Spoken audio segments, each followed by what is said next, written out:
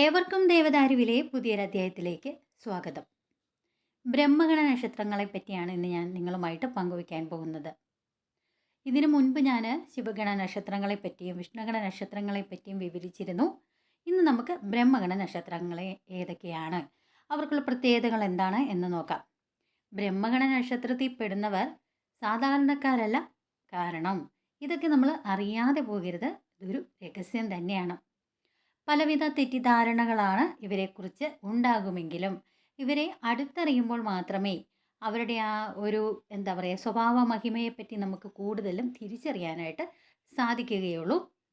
ഈ ബ്രഹ്മഗണ നക്ഷത്രത്തിൽപ്പെട്ട ആൾക്കാർ സ്വന്തം കുടുംബത്തിനു വേണ്ടി എന്തിനും തയ്യാറായവരാണ്. അതുകൊണ്ട് തന്നെ പരാജയങ്ങളിൽ തളരാതെ അത് നൽകിയ പാഠം ഉൾക്കൊണ്ട് വിജയത്തിനായിട്ട് വീണ്ടും പരിശ്രമിക്കുന്നവരും കൂടിയാണ്. അഭിമാനികളാണ് ഇക്കൂട്ടർ. അതിന് കോട്ടം തട്ടുന്ന യാതൊരു പ്രവൃത്തികളും പ്രോത്സാഹിപ്പിക്കാറില്ല. അതുപോലെ തന്നെ തെറ്റുപറ്റിയാൽ അത് മനസ്സിൽ കൊണ്ട് നടന്ന് സ്വയം നീറി നീറി വിഷമിക്കുന്നവരാണ് ബ്രഹ്മഗണ നക്ഷത്രത്തിൽ പെട്ടവർ. ഇനി ഏതൊക്കെയാണ് ആ നക്ഷത്രങ്ങൾ എന്ന് നോക്കാം. ചോതി, അശ്വതി, ചിത്തിര, അവിട്ടം, അത്തം, അനിഴം, മഹയിരം, പൂരാടം, ചതയം എന്നീ നക്ഷത്രങ്ങളാണ് ബ്രഹ്മഗണ നക്ഷത്രത്തിൽ പെട്ടവർ. ആ നക്ഷത്രത്തിൽ ജനിച്ചവർക്ക് ബ്രഹ്മാവിൻ്റെ എല്ലാവിധ അനുഗ്രഹങ്ങളും എപ്പോഴും ഉണ്ടാകും. അതുകൊണ്ട് തന്നെ പരാജയങ്ങളിലൊന്നും അവർക്ക് ഒരിക്കലും തളരാൻ സാധിക്കുകയില്ല. അവരെ ഒരിക്കലും തളർത്താനും സാധിക്കുകയില്ല.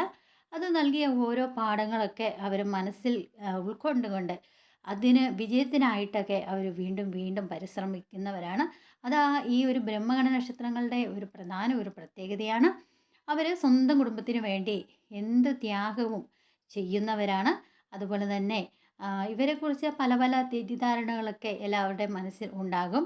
പക്ഷേ ഇവരോട് കൂടുതൽ അടുത്ത് കഴിയുമ്പോഴാണ് നമുക്ക് അവരുടെ ഒരു സ്വഭാവ മഹിമയെപ്പറ്റി കൂടുതൽ തിരിച്ചറിയാനായിട്ട് സാധിക്കുന്നത്. അവർ സാധാരണക്കാരല്ല. അതുകൊണ്ട് തന്നെ അവർക്ക് അതിൻ്റേതായ ഒരു പ്രത്യേകത ഈ ബ്രഹ്മഗണ നക്ഷത്രങ്ങൾക്ക് തീർച്ചയായും ഉണ്ട്. ബ്രഹ്മാവിൻ്റെ അനുഗ്രഹം എപ്പോഴും അവർക്ക് ഉണ്ട്. അതുകൊണ്ട് തന്നെ സർവ്വ ഐശ്വര്യവും അവരുടെ ജീവിതത്തിലുണ്ടാകും.